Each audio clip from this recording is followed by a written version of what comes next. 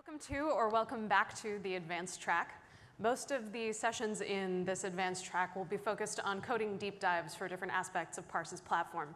But this session is for those of you who have already created apps on Parse and now are interested in getting your first users, and once you have them, keeping them coming back to your app.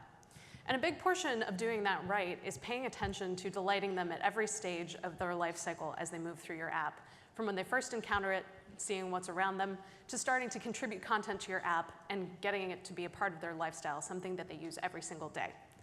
But before they can even enter into this life cycle, how do you get them in the door? Step 0 is actually finding that first user. And there are lots of things that you can do to actually get the word out about your app. Some of you may have started a Facebook page or a Twitter account, or you may have placed ads in magazines. Some people even use billboards. I think my favorite billboard that I've seen recently is the Why You Know Use HipChat one that was on the side of 101. I really liked that. But for those of you who, like me, are data nerds, it's not very satisfying to have these sort of nebulous messages that you're putting out there and not necessarily getting a hard tie-in back to how this translates into installs for your application. So one of the most powerful ad formats that's available today is the mobile app install ad from Facebook. How many of you have seen one of these like on the left in your mobile newsfeed? Okay, a handful of you. So the great thing about this ad format is that it appears directly in somebody's Facebook newsfeed, and when they click on it, it takes them into the App Store with one click.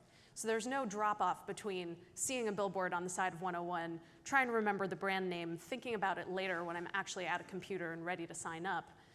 You don't lose people in that funnel. It takes you directly to the App Store. And with one click, they'll be able to download your app and start using it. Another great capability of mobile app install ads is that it has Facebook's ad network under the hood. So you have our great targeting capabilities, including basic demographic things like age, gender, and location, mobile OS, device, and Wi-Fi status targeting. So for example, if you have a very large app, say you have a game with a lot of intricate files that you really need people to download over Wi-Fi, you can make sure that nobody who's not currently on Wi-Fi sees an ad for your app. You can also do targeting based on social activity, people's likes, interests, check-ins. For example, if you find that people who check in often at Macy's are really converting often for your e-commerce app, then you can find people who have recently checked in at retailers who use your app. Finally, you can create custom audiences, and this is based on existing applications you might have that have either been advertising on Facebook or have Facebook users already. Out of curiosity, just so I know who I'm talking to, how many of you have used Facebook's SDK in your applications before? Oh, okay, so quite a lot of you. And how many of you have not touched it and don't intend to? Okay, so there will be some content here for you guys as well. I actually figured on many fewer people having familiarity with Facebook's SDK. One of the great things too about mobile app install ads is that we automatically optimize for installs for you. So for example, if you have an application that connects mentors and teens who are looking for mentors, and you have two different ad campaigns, one targeting the mentors and one targeting the teens, you can actually find more people who are like the people who've already installed your app. So let's say I'm a teen with a certain interest profile, and I've clicked through and installed your app. Facebook takes that data and then looks for other teens who are like me and will have a higher likelihood to actually click through and download your app. And without you having to write any code to do this extra targeting, just click optimize. That will be optimized for you.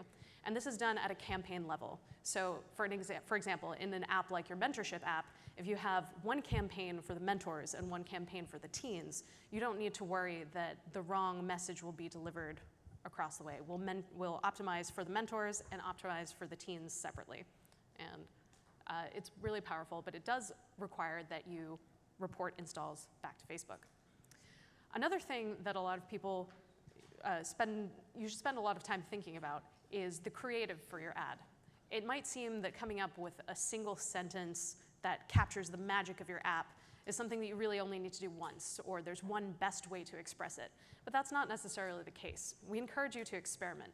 And a few things that we found that have worked for our partners are featuring real people and real things in the app. So for example, Poshmark had a lot more success when they showed the types of clothing that people could find in the application. A clear call to action is also important. If people see your ad, but they don't connect that it's an ad, and the clicking through will take them to the App Store to download it, they might miss that. So making sure that you say something like free download helps people make that connection and actually move into the App Store. For reasons that I can't explain, showing a mobile device in the image is also something that we've found increases people's success in converting people to installs. What's more, screenshots from your app are also helpful at converting people.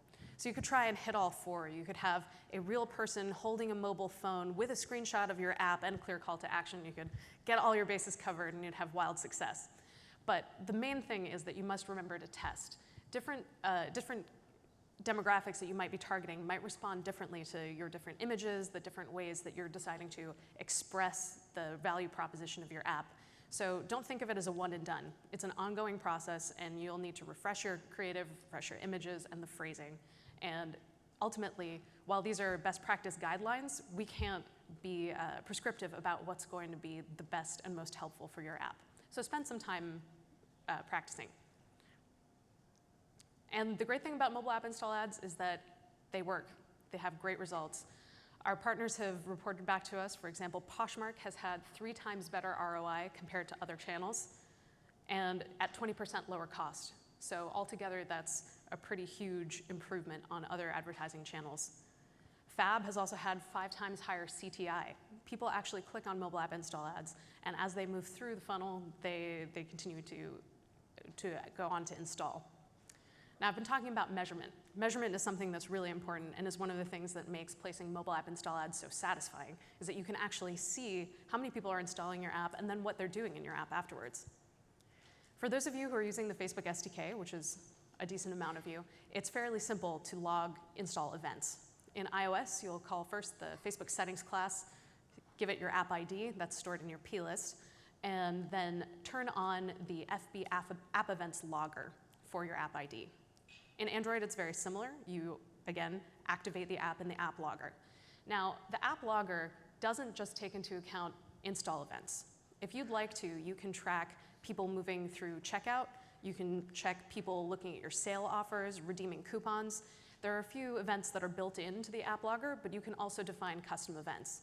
And that means that you can get a really robust picture of ROI when you put in a mobile app install ad and have new users coming in from that ad. You can see not only if they installed the ad, but how they're moving through your app in as much detail or as little detail as you want. And through that, you can build a pretty complete picture of how the users that you're getting through these ads are spending in your ad and spending in your app and how much they're worth to you over their lifetime. So it's pretty cool, and you can customize it to whatever you think is most interesting for your app. Another thing you should probably do to target only new users is, in Android, it's automatic, but in iOS, you'll have to add your Facebook app ID into your plist. And there are instructions on how to do this on our developer site if you're interested.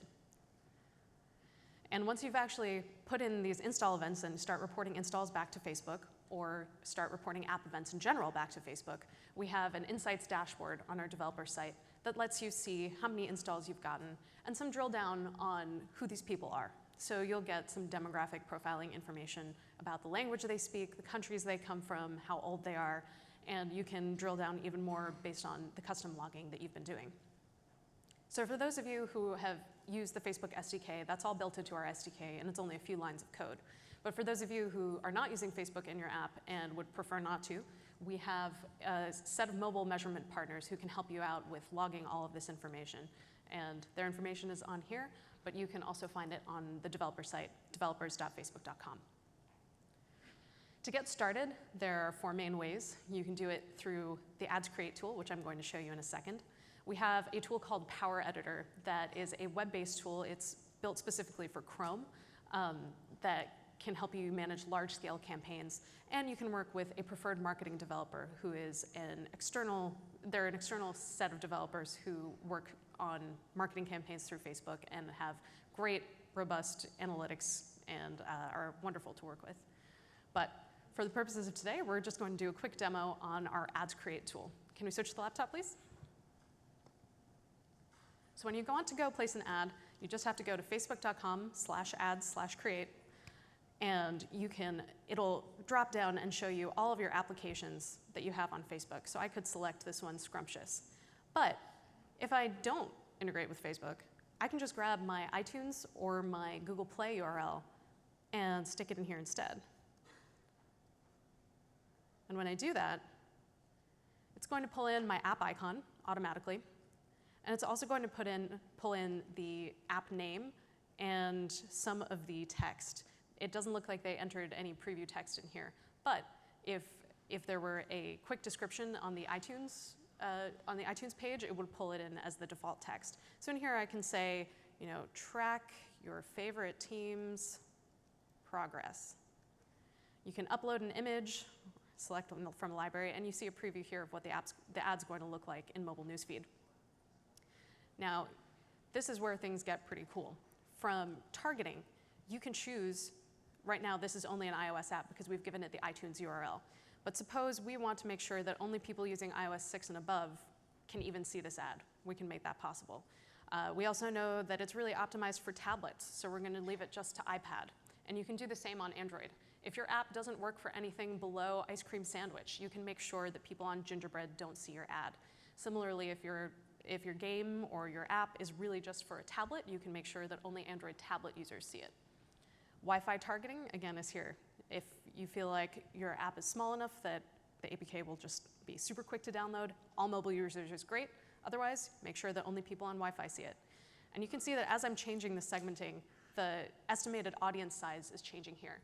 We recommend for mobile app install ads that you have at least 500,000 people in your target. More specific targeting, from what I understand, is usually supposed to be a good thing, but for mobile app install ads, the broader you go, generally the better ROI you get. You can filter by location, by age, and gender, and then broad categories. These are interest categories. For example, one thing that I really like is in mobile device owners, you can find new smartphone owners. Now for new smartphone owners, every day is Christmas. They've just got this new iPhone, this new Android tablet, and they're really excited about all the apps they can put on it. So they are prime people who are interested in seeing what's out there, seeing what they can put on their new device, and downloading it.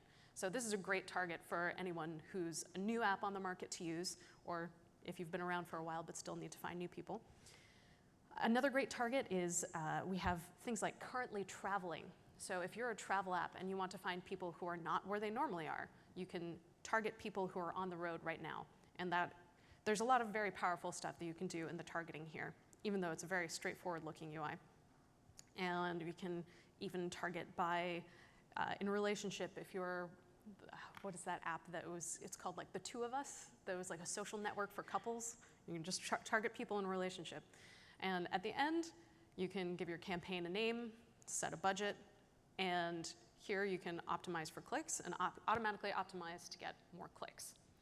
Now, the exciting thing for all of you guys today is that we have $30 in ads credits for any of you who want to try this out today. Just go see the people at the Facebook booth outside and say that you want the mobile app install ads credit, and you can place your first mobile app install ad later on today.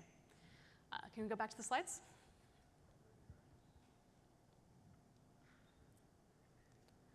So that's great. So you've placed your ad, you're getting traffic to your app. Now what? Well, let's go back to the delight users at every portion of the app lifecycle experience idea. When people are first opening your app, they don't necessarily know what's going on.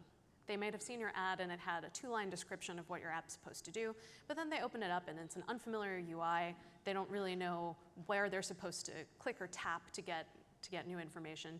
So the new user experience is something that's extremely important.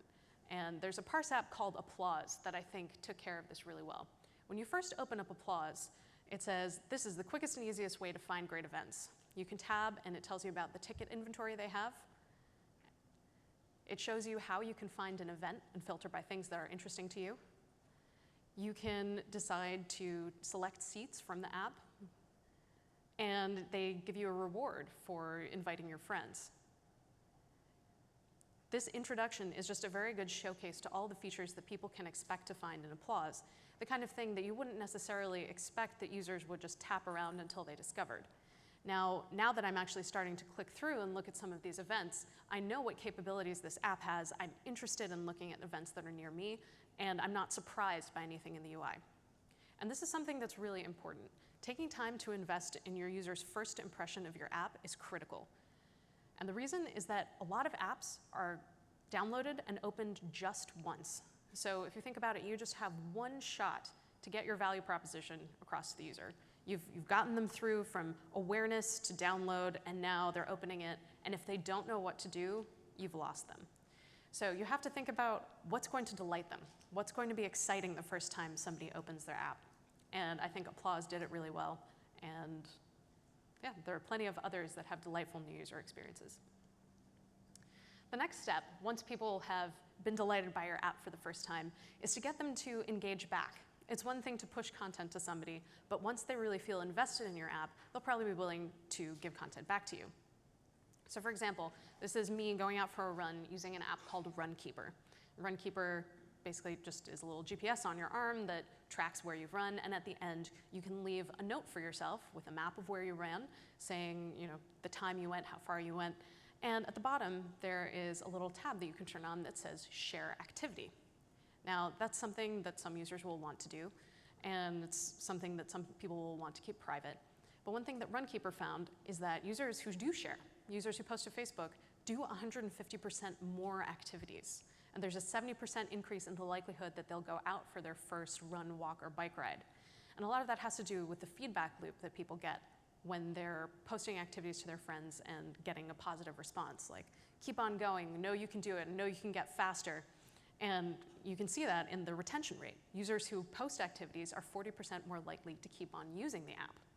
So encouraging people to share is actually crucial for getting them invested and coming back on a regular basis to your app. And it's not just for things like Runkeeper.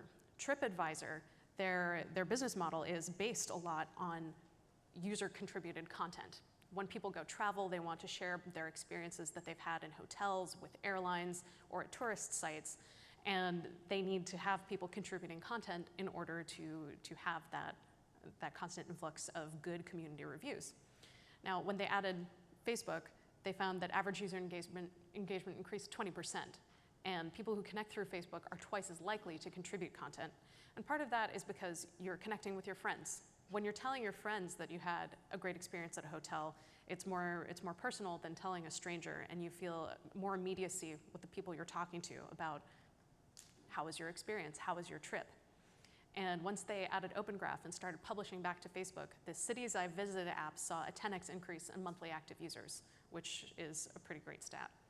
But the thing that you need to keep in mind is that when people are considering sharing stories either to a social network like Facebook or Twitter, or even within your own app's activity feed, is that they're not sharing these stories because they think your app is so awesome.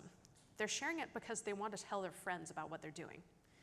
When you share something to a social network or internal to an app, you want to get a response. You're looking for likes, you're looking for comments, you want some dialogue around what you're doing, or you wouldn't be bothering sharing it. So when you're thinking about your story design, spend some time configuring things that will get responses. When Runkeeper started adding maps to their Open Graph stories, instead of just a plain text story that said, I ran 5 miles using Runkeeper, they added a map. They saw that engagement on the posts would shoot up, and that contributed to people wanting to post more, because when people got likes and comments, they felt that community feedback and they wanted to post more. So think about your story design both inside the app and on Facebook, if you're posting to Facebook. With Open Graph, there's quite a lot you can do with customization using images, using maps, and even using inline players. And once you've got people contributing content, it's always more fun with friends. So Candy Crush Saga has done a fantastic job of using friend requests, invitations, and communications in their app to retain users and get people really involved. Now, before you guys think that, hey, there may be some spam with user requests, especially through Facebook, the way they did it was pretty brilliant. Instead of asking people to invite friends who are not using the app already, they would find people who were using the app and were stuck or needed a poke to come back into the app, and they would offer you the chance to give them a life, give them extra moves, give them help. So instead of spamming friends who I don't know if they have any interest in playing a game, I know that these people have already started playing this game and they've gotten stuck. So I feel totally okay about checking these boxes and saying, here you go, here's a free life that otherwise you would have to pay for. So Candy Crush gets this brilliant re-engagement tactic. I don't necessarily spam my friends, and I also sometimes receive moves from them. And it's a great way to get people involved with each other within the context of the app without it feeling too spammy. And it doesn't have to be limited just to games. In fact, Waze, the mapping app, found that user growth doubled after they added Facebook login and let people communicate with their friends. And Wazers who used Facebook drove 50% more miles, for better or worse. And users who connected through Facebook used Waze as their primary mapping app 1.5 times as often. And part of the reason for this is that people were able to share the routes that they were traveling with their friends. They were able to communicate about the distances they were traveling and who was where en route. And it basically goes to show that while it might not be obvious how social integration can help out your particular app, you might not think that a social traffic app makes any sense, but involving people's friends, allowing them to communicate, can open up channels that you never even expected for keeping people coming back. And then once you've established your rapport with your users, you've gotten them good content that they're interested in, they're contributing content on a regular basis, there are a bunch of re-engagement channels that you can use to keep on communicating with them. And one, of course, is email. And if any of you are interested in using SendGrid, they have a cloud code module, and I think they have a booth here as well today, so you should go talk to them. Things about re-engagement emails is that if you send a re-engagement email that is not personalized at all, it's just plain the same text for everybody, it's a little bit boring, and it can feel spammy because it's the same thing that everyone's getting. Quora did a great job here by keeping track of the people who you're friends with and following on Quora and giving you updates about the things that they're doing to bring you back. People either answered questions or asked questions, or they have joined Quora and this is an invitation to follow them. This is a much more interesting message to get than just some generic, hey, have you seen our new feature lately? If you're marketing across other channels, which you probably are, here we have a Facebook page post. You can use that to cross-promote content in your app, and this is very powerful. If you're on Facebook and you see this post and you click through to it, you can deep link directly into the app and you can view the content in there. So you'll get people coming back through page posts, also through the communication. The last thing is push notifications. Push notifications are also very powerful. They're immediate. A user receives one, it buzzes on his phone, and you pick it up, and if it's not something they're interested in, that can be very spammy. If it is something they are interested in, it's a great tool for getting people to come back. So when you're thinking about push notifications and how they can be used in your app, think about what push in particular adds as a positive thing to the overall experience of your app. So for example, if you're a messaging app, it's totally reasonable to send a push notification when someone has a new message because the immediacy of SMS and text communications merits a push. If you're not a messaging application, you might want to think about things like location-based push. And for example, the Green Bay Packers app has done a great job of this, where they'll send you a notification when you're within a certain radius of bars that are playing a Green Bay Packers game. So by downloading the app, you've already expressed interest enough in the Packers that if you have their app, chances are you like them enough that you want to watch their games. So if I'm just walking down the street in Soma and I get a push notification on my phone and I find out that there's a bar very near me that's playing the game that I wanted to see, that's actually a great additive experience for me in the app. And I'd say, oh, okay, great. Let me unlock this, find out where the bar is, and head there. So push notifications are great when used sensibly and in moderation, but think about how they can be used. And Parse, of course, offers push services. So once you have some idea of who you would want to target and in what scenarios, you should definitely consider using them. So in short, a few things that you need to pay attention to are user lifecycle. People want different things out of your app at different times. At first blush, they may not be ready to connect with their friends or start contributing content. The first thing they want to know is, what can this app do? So take some time to show them what they can do. And make the most of your ads. You can get creative to get people in the door. Use good images, feature people, feature mobile phones, and make sure that you're making the most of your targeting. If certain target segments aren't working out for you, try different demographic profiles and play around with Facebook's advanced targeting features, because there are some very sophisticated segments that you can really drill down into with Facebook's targeting. And tracking the performance. The great thing about mobile app install ads is that ROI is not a guessing game. You're not going from billboard to install to lifetime value. You can track this very closely in the app and export it through our analytics dashboard. And then once you're in your app, create the right social and lifetime strategy for the application. And for questions, I imagine that some of you might have questions about Facebook's mobile ad targeting or anything to do with Parse, so I'm happy to take those questions, and absolutely go outside to the booth and grab your ads credit coupons later on.